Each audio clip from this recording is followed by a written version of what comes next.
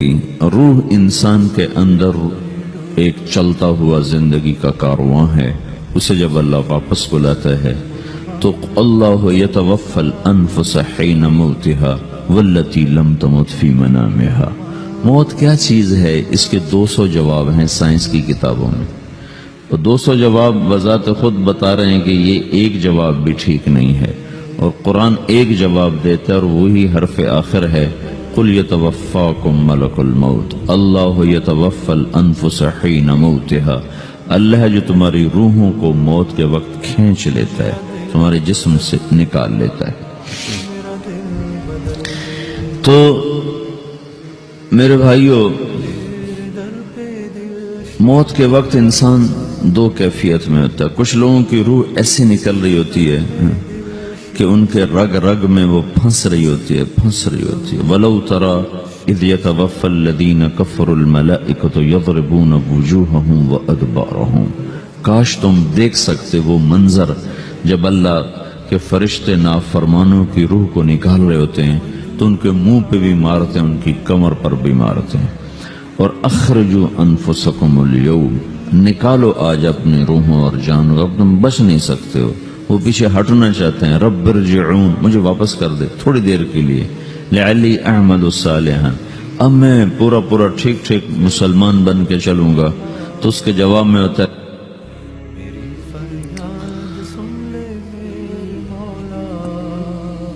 اور حدیث پاک میں آتا ہے کہ ملک الموت اترتا ہے، اس کے ساتھ 4 فرشتے ہوتے ہیں. وہ 4 فرشتے آتے ہیں، اس کی پٹائی شروع کر دیتے ہیں. ابھی پرسوں یہ حدیث میں نے پڑھی ابن ماجہ میں کہ ملک الموت کہتا ہے ایتھا النفس الخبیثہ کانت فی الجسد الخبیث، اے خبیث روح جو خبیث جسم میں تھی، اخرج باہر آؤ. اب وہ واپس تو ہو نہیں سکتا، اپنے آپ کو روک تو سکتا نہیں. تو وہ حیران پریشان خوف زدہ. تو اس کے جواب میں اس کو ملک الموت کہتا ابشری بحمیم وغساق وآخر من شکلہ ازواج، تیار ہو جا خوفناک عذاب کے لیے اور کھولتے پانیوں کے لیے، کانٹے دار جھاڑیوں کے لیے اور بے شمار عذاب کی شکلوں کے لیے.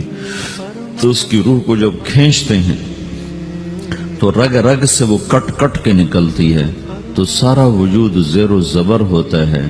سکرات کا درد ساری دنیا کے دردوں پر حاوی ہے. جب اس کی روح نکلتی ہے اور اس کو لے کر آسمان پر چلتے ہیں تو دروازے پر پہنچتے ہیں تو اندر سے فرشتے پوچھتے ہیں کون ہے؟ کہتے ہیں فلاں کا بیٹا ہے. کا نفس خبیثہ فی الجسد الخبیث، یہ تو وہی بدماش ہے جو بدماش جسم میں تھا، یہ وہ بدبخت روح ہے جو بدبخت جسم میں تھی. اس کے لیے آسمان کے دروازے نہیں کھل سکتے، اسے واپس کر دیا جائے. تو آسمان کے دروازے لا تفتح لهم ابواب السماء ولا يدخلون الجنة حتى يلج الجمل في سم الخياط، کہ ان کے لیے آسمان کے دروازے نہیں کھلیں گے اور ان کے لیے جنت کے دروازے نہیں کھلیں گے.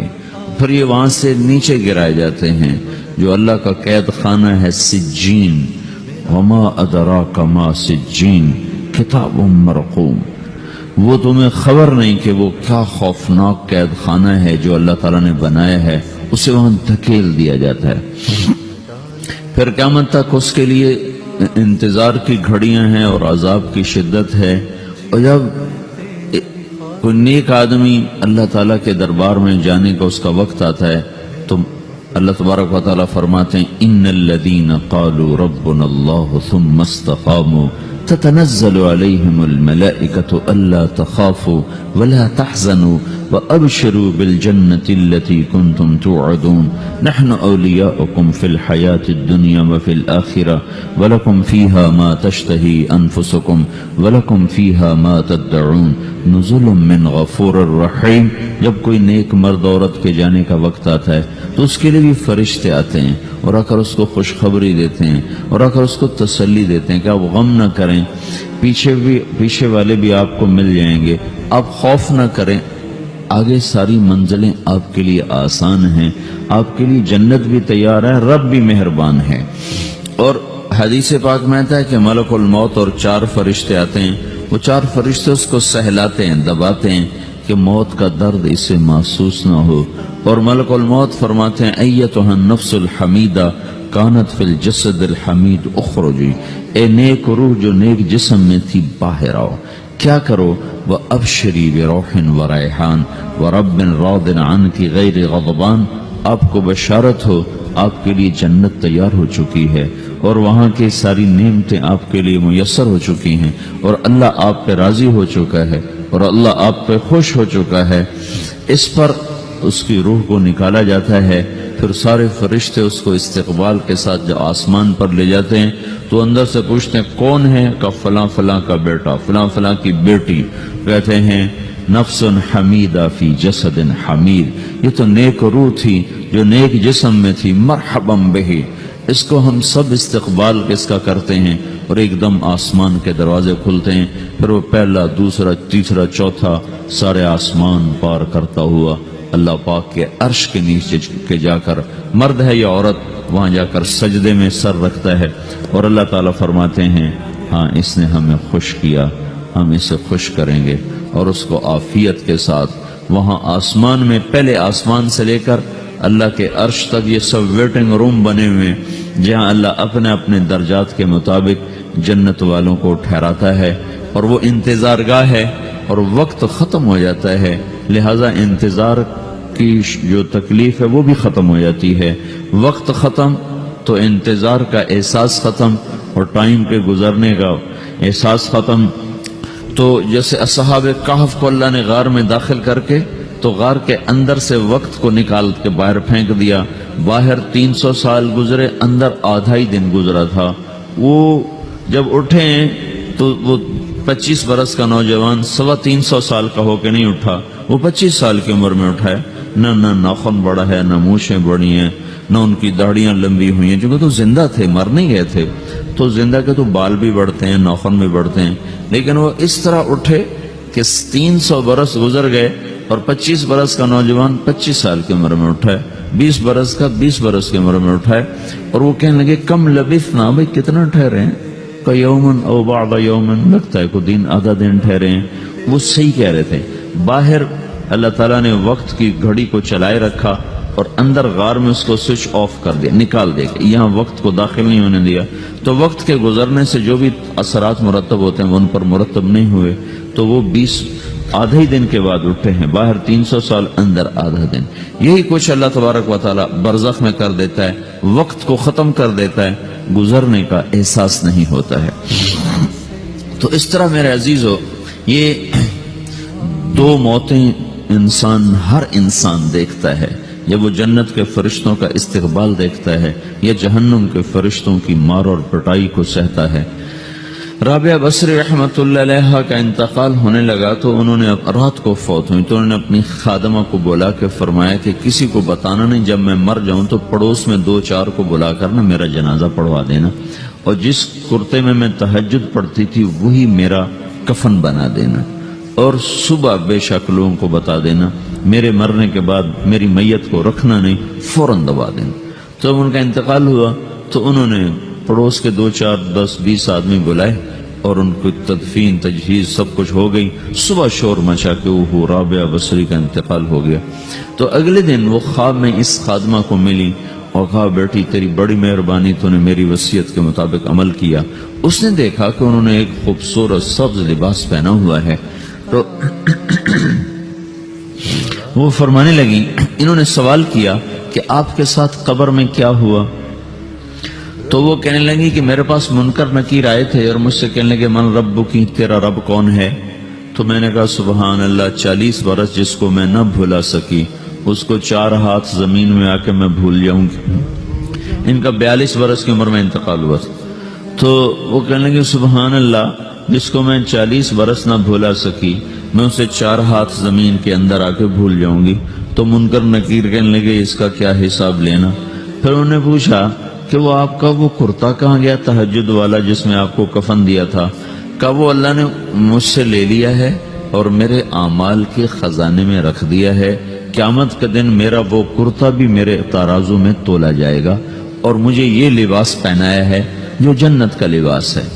یہ بھی ایک موت ہے. اس طرح بھی لوگ مرتے ہیں. اور دوسری بھی ایک موت ہے. ہمارے علاقے کی بتا رہا ہوں، اپنے علاقے کی.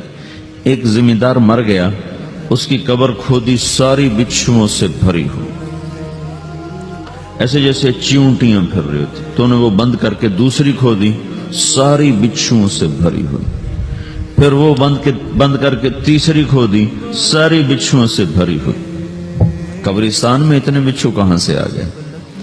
یہ زمین کے بچھو نہیں ہے، یہ آخرت کی بلائیں ہیں جس کے ساتھ اب اسے قیامت تک رہنا ہے اور گزارا کرنا ہے. تو یہ دو طرح کی موتیں روزانہ لوگ مرتے ہیں، روزانہ لوگ مرتے ہیں. جب نماز کا وقت ہوتا ہے ملک الموت ساری دنیا کا چکر لگاتا ہے اور دیکھتا ہے کون پڑھ رہا ہے کون نہیں پڑھ رہا، کون پڑھ رہا ہے کون نہیں پڑھ رہا.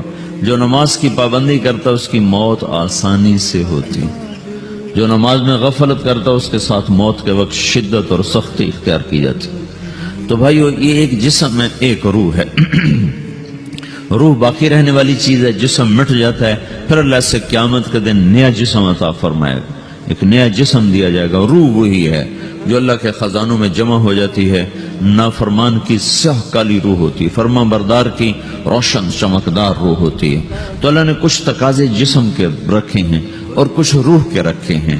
جسم کے تقاضے پورے نہ کرو تو یہ پریشان ہو جاتا ہے، روح کے تقاضے پورے نہ کرو تو یہ پریشان ہو جاتی ہے. روح کی پریشانی جسم سے زیادہ ہے، چونکہ روح کی طاقت جسم سے زیادہ ہے. جسم مٹی سے بنا ہے، اس کی غذا بھی مٹی سے نکلتی ہے.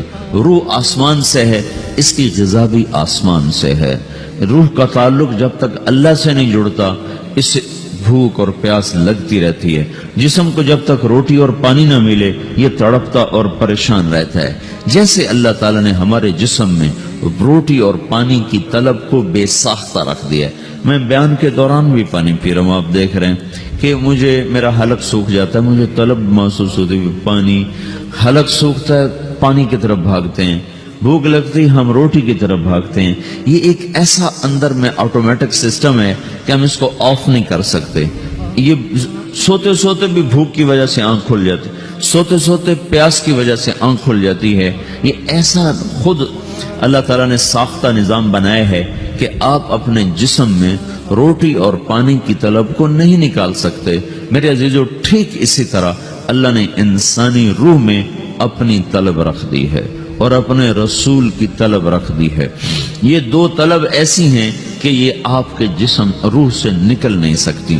جیسے بھوکا روٹی نہ کھا لے، پیاسا پانی نہ پی لے، اسے چین نہیں آ سکتا. وہ روح جو اللہ اور اس کے رسول سے نا آشنا ہے، جب تک وہ وہاں تک پہنچ نہیں جاتی اسے چین نہیں آ سکتا، اس کا اندر پریشان رہے گا. 1997 میں جب جنید جمشید سے میری پہلی ملاقات ہوئی تو اس نے مجھ سے یہ سوال کیا کہ مولوی صاحب، ایک پاکستانی نوجوان جس گلیمر کو خوابوں میں دیکھتا ہے وہ گلیمر تو مجھے زندگی میں ویسے ہی حاصل ہے. میرے چاروں طرف زندگی کا رقص ہے اور میری زندگی کی ہر خواہش، ہر تمنا پوری ہے. اس کے باوجود میرے اندر اندھیرا ہے، میرے اندر خلا ہے. مجھے لگتا ہے میں وہ کشتی ہوں جس کا کوئی ساحل نہیں، جس کی کوئی سمت نہیں. www.dasquran.com. ایسا نہیں ہونا چاہیے. ایک عام لڑکا تو کہتا ہے ہائے کاش یہ ہوتا، اس کو وہ نہیں ہو رہا تو پھر وہ پریشان ہے، ہائے یہ ہوتا، ہائے وہ ہوتا. تو میں تو ہائے نہیں کرتا ہوں، میری تو ہر لذت اور خواہش میرے سامنے تشتری میں سجا کے پیش کی جا رہی. میں کیوں ایسا کر رہا ہوں؟ میں ہائے ہائے کیوں کر رہا ہوں؟ میرا اندر ویران کیوں ہے؟ میرے اندر میں خلا کیوں ہے؟ یہ وہی خلا ہے کہ وہ روح کی پیاس کو شراب میں بجھانا چاہتا ہے، وہ روح کی پیاس کو لڑکی میں بجھانا چاہتا ہے، وہ روح کی پیاس کو موسیقی سے بجھانا چاہتا ہے، وہ روح کی پیاس کو دنیا کی رعنائیوں میں 5 سٹار ہوٹلوں سے بجھانا چاہتا ہے. روح کیا جانے روٹی کیا ہے، شراب کیا ہے، پانی کیا ہے، عورت کیا ہے، موسیقی کیا ہے، گھنگرو کیا ہے، پائل کیا ہے، چھنکار کیا ہے. روح کو ان چیزوں کی کیا خبر؟ امریکہ میں ہماری ایک جماعت تھی تو 4 لڑکے 2 لڑکیاں، 4 لڑکیاں 2 لڑکے مسلمان ہیں. تو ایک لڑکے کا نام رکھا تھا ابراہیم، اور اس کو جب پڑھایا نا کلمہ، انہوں نے کہا ہائے، انہوں نے کہا ہائے، اور دونوں ہاتھ یہاں رکھے سینے پر، دل پر، کہا ہائے. تو ہمارے ساتھی ہیں ڈاکٹر اختر، وہ کہنے لگے کیا ہوا کیا ہوا؟ کہنے لگا جب سے ہوش سنبھالا یہ جگہ خالی تھی، یہ تیرے کلمہ پڑھانے پر بھر گئی ہے کہ میری خوشی سے ہائے نکل گئی۔ یہ جگہ خالی رہے گی، یہاں شراب نہیں پہنچ سکتی، یہاں نغمہ اور موسیقی نہیں پہنچ سکتی، یہاں تالے لگے ہوئے ہیں، یہاں تک کوئی آواز نہیں جا سکتی۔ دل کے تاروں پر ایک ہی نغمہ چڑھ سکتا ہے اور وہ اللہ کی یاد کا ہے اور اللہ کی محبت کا ہے اور اللہ کے رسول کی محبت کا ہے، باقی کوئی مضراب ایسا نہیں جو ان تاروں کو چھیڑ سکے، باقی کوئی چیز آواز ایسی نہیں جو دل کی دنیا پر جا کر دستک دے سکے۔ یہاں بند دروازے ہیں، یہاں صرف اللہ پہنچے گا، اللہ کے رسول کا تعلق پہنچے گا، باقی کوئی چیز یہاں نہیں جا سکتی۔